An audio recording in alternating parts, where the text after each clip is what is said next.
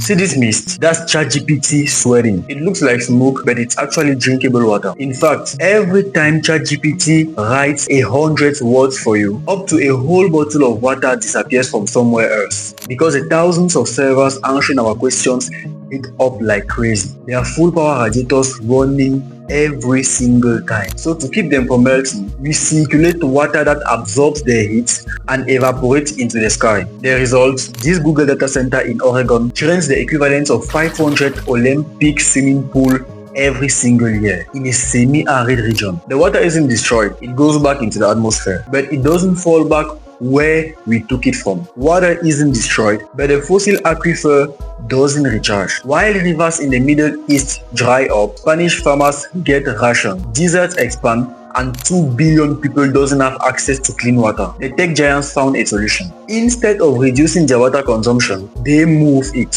Most data centers are in the United States, but now America isn't the only one drying its own land. It's exporting its thirst. 4 hours from Los Angeles, in a Mexican region that has barely seen rain for 2 years, Microsoft, Google and Amazon are building their new paradise. About 20 data centers, each swallowing the water of an entire city. While people wait for rare water trucks just to drink, Americans giants pump millions of liters to cool our starter banks.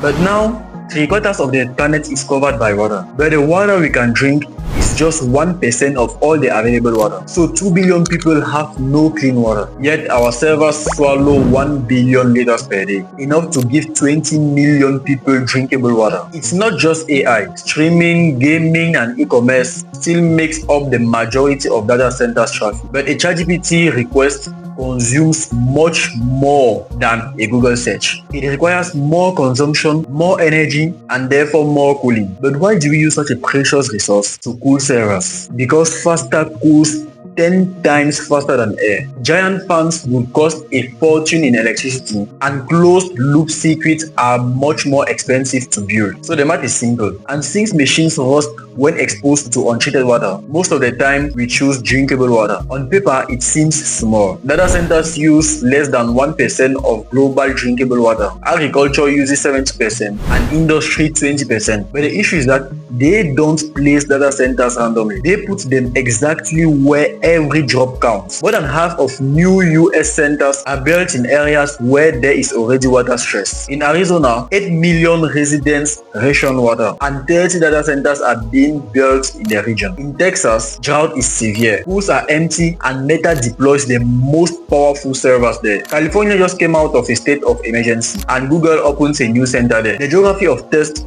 becomes the geography of our data. The irony, these thirsty lands are the perfect place to cool machines. Dry air helps evaporation and cooling. The sun is free energy, land is huge and cheap, and there are no neighbors to complain. So, in the places that need water the most, the only thing that rains is data centers, and Mexico has just opened the faucets.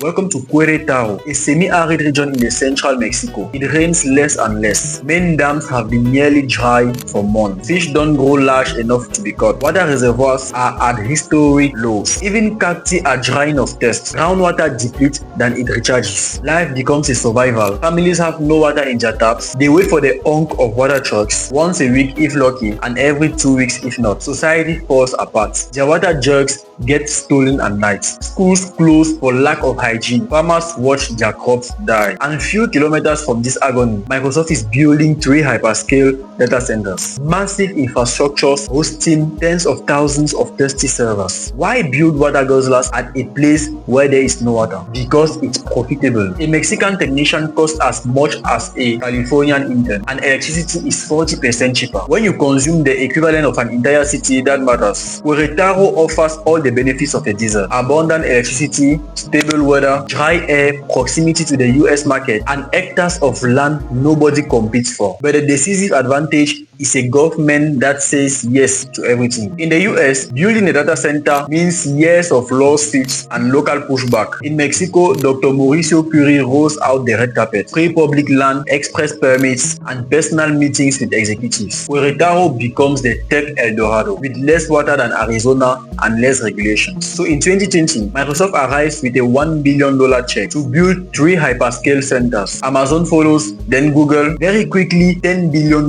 investment plan. 20 data centers coming. For the governor, it's political victory, turning an agricultural state into Mexican Silicon Valley. But behind the press release, reality is different. He reassures citizens saying these data centers consume very little water, as much as a restaurant per month. Impossible. But he repeats what Microsoft told him. Microsoft claims these facilities will use water less than 5% a year, 18 days annually. But in a semi-desert where temperatures exceed 35 degrees Celsius for months, that defies physics. Their center in Arizona uses water more than half a year when it's 40 degrees Celsius outside. You can't cool servers at 80 degrees Celsius without water. Industrial cooling experts call Microsoft claims technically impossible, especially for AI optimized centers, which hits even more. The number is absurd, and their official story tells another story. The truth is, nobody knows how much water these data centers will consume. The secretary's ignorance isn't lying, it's the system. Microsoft didn't request public authorization. They bought water rights from a private actor. Why? Because the region is officially in water shortage. So the federal agency grants no new concessions. To get around it, Microsoft bought a private groundwater concession. What they bought is the right to pump 25 million liters per year for a single data center. And once privatized, the rights become confidential. With 25 million liters, Microsoft can pump year-round, not just 18 days. They promise not to,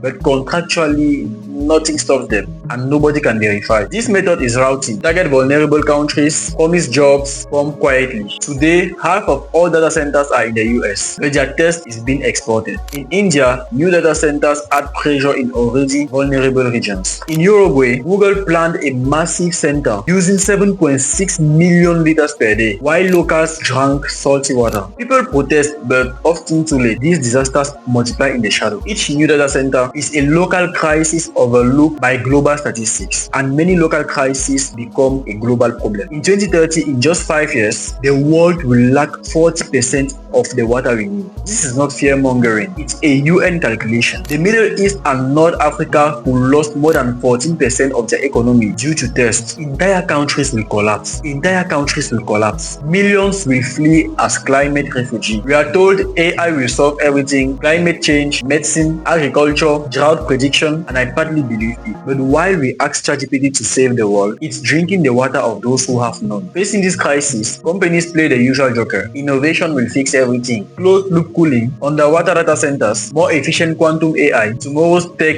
will solve today's damage. So Microsoft opens new water zero centers in Phoenix. Water runs in closed circuits, not a drop evaporates. 125 million liters saved in a year. What they forgot to mention, these systems consume more electricity. The problem moves elsewhere. In Finland, Google turned an old paper mill into a data center, drawing frozen water from the Baltic Sea. No evaporation, no wasted drinkable water, and the server's heat warms 80% of local homes. But it only works with freezing sea nearby. Impossible to reproduce in deserts where we need it more. These innovations are promising. They reduce impact globally, but they cover only 5% of their servers. Ban 8 on a hemorrhage. And while they advertise prototypes, they continue draining fossil aquifers that took millennia to form. The real solution is simpler than they admit: transparency. Why do Microsoft and Google hide their real numbers? Because once the truth is exposed, it is indefensible. Without transparency, there is no choice. Just a handful of Californians deciding to get water, and who doesn't? So we must demand the obvious. Ban new data centers in water-stressed regions unless they prove 100% non-potable supply or fully closed loop cooling with mandatory publications of real water volumes. No promises,